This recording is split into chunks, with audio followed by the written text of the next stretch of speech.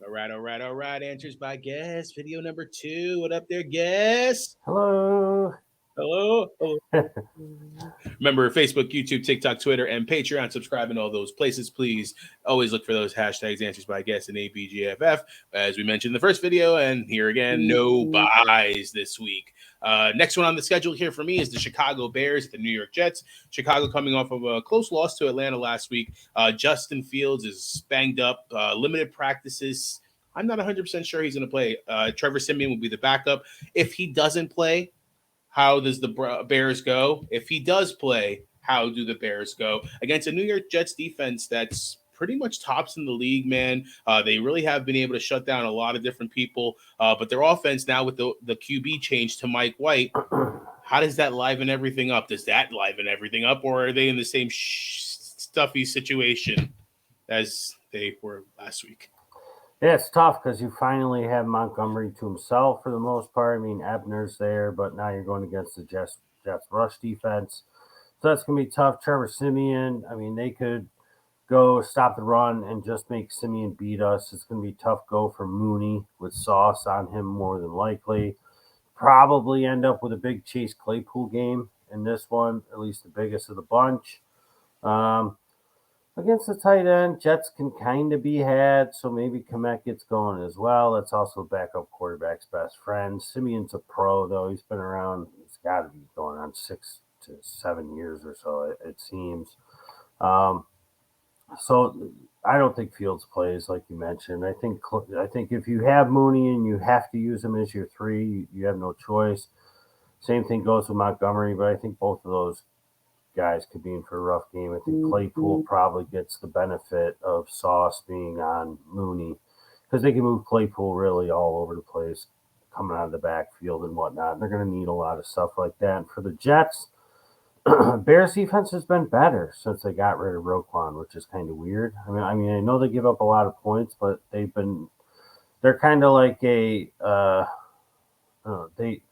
bend but they break. It's like it's like they slow teams down, but then they just can't get off the field and they end up giving up a big play. And with Mike White in there, it kind of sets up for the guesstimator. Ooh, who's that? Well, you got a guy coming back this week who's on waiver wires. I got to look at guys that are under 15% owned. This is a name everybody knows, but he's been out. And he's a veteran wide receiver. And when Mike White comes in the game, he's going to be looking at him. Corey Davis. I think Corey Davis is a good pickup if you're in a bind at wide receiver this week. Coming back, seems to be fully healthy. Elijah Moore really hasn't been doing it. Denzel Mims really hasn't been doing it. It's Garrett Wilson, and I think it's Corey Davis. Conklin's out there too.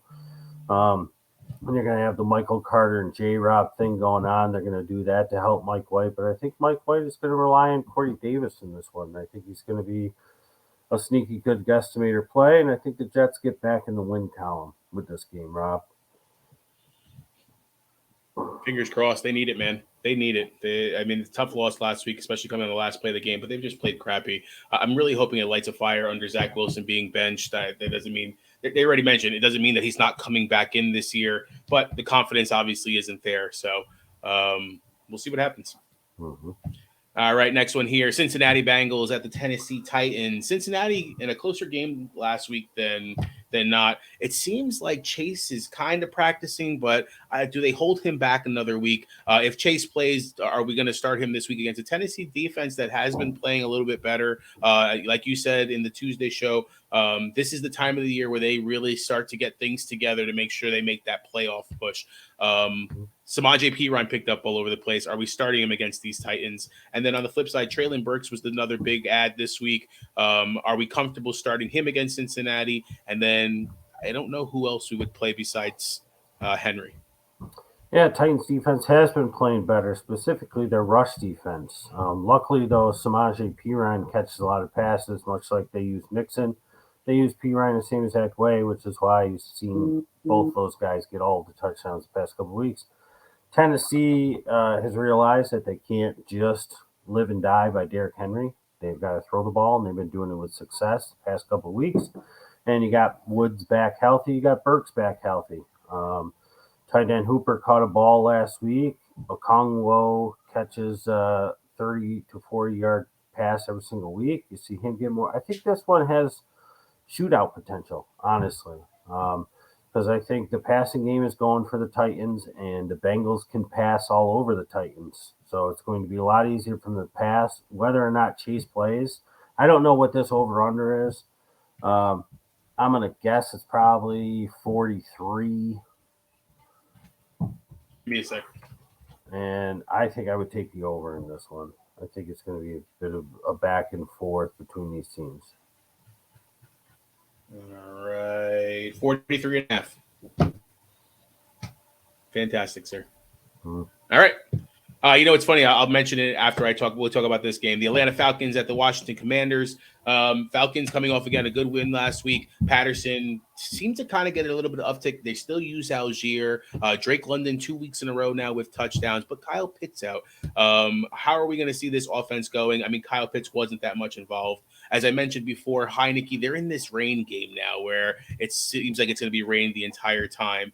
The run game got going last week. Do we see the run game again in this type of situation? I know you say that usually when it's raining, the offense knows better than the defense. Could this then be a good high-scoring game technically for the Commanders?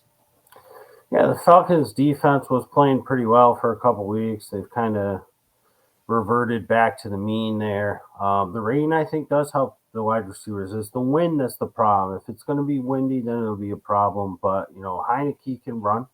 He'll use his legs in this one. The Commanders want to do nothing but run the football, it seems. And against Atlanta, you can do just that. No Kyle Pitts, not that really even matters.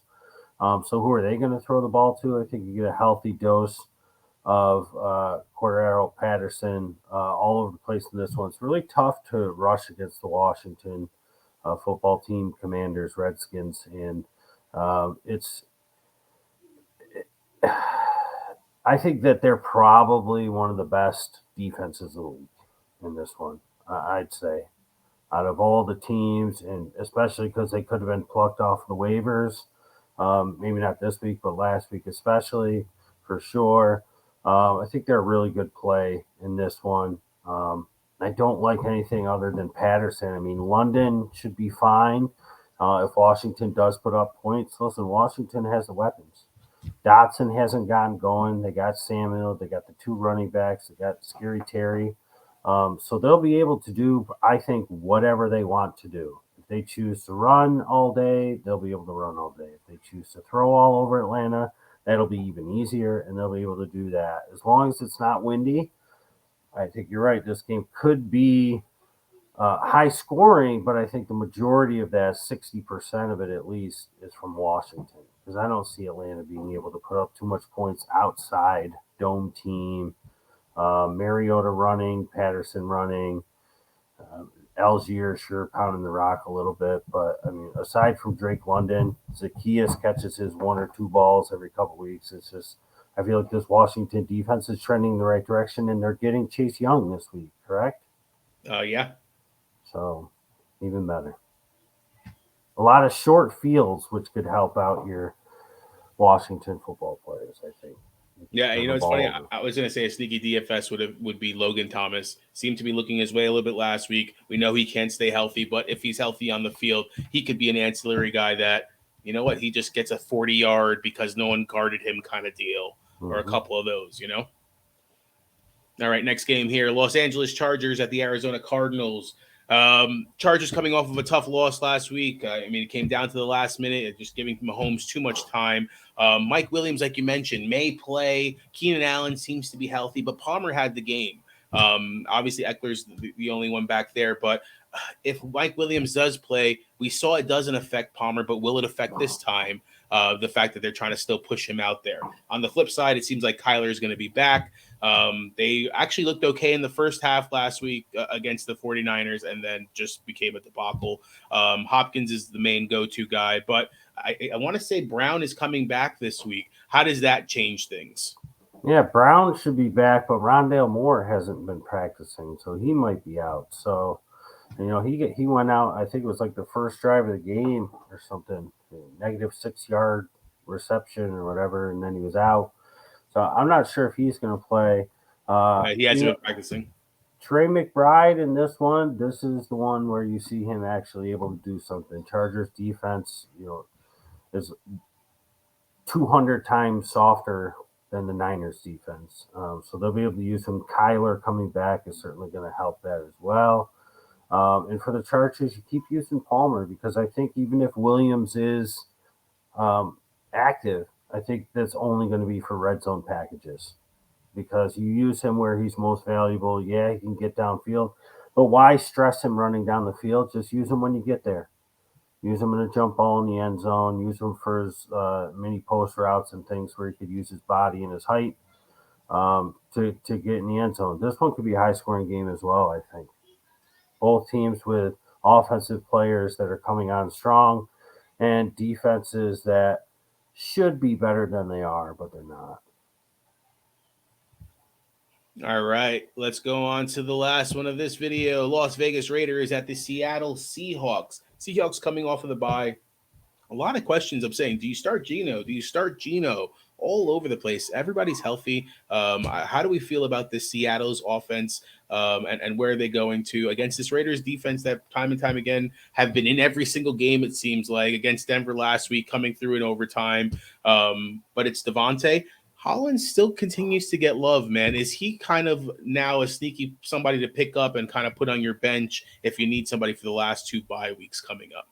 Yeah, I got a weird feeling that like Derek Carr is going to start to turn it on towards the end of the year and have a really nice finish, which I don't know how it's going to happen because he's got a bunch of fill-ins and Devontae Adams, but I just got a feeling it's going to happen. They're going to use Jacobs. I think you got to fire up, your Seahawks guys in this one at home off the bye, going against the Raiders, Walker, DK, of course, Lockett if you have to.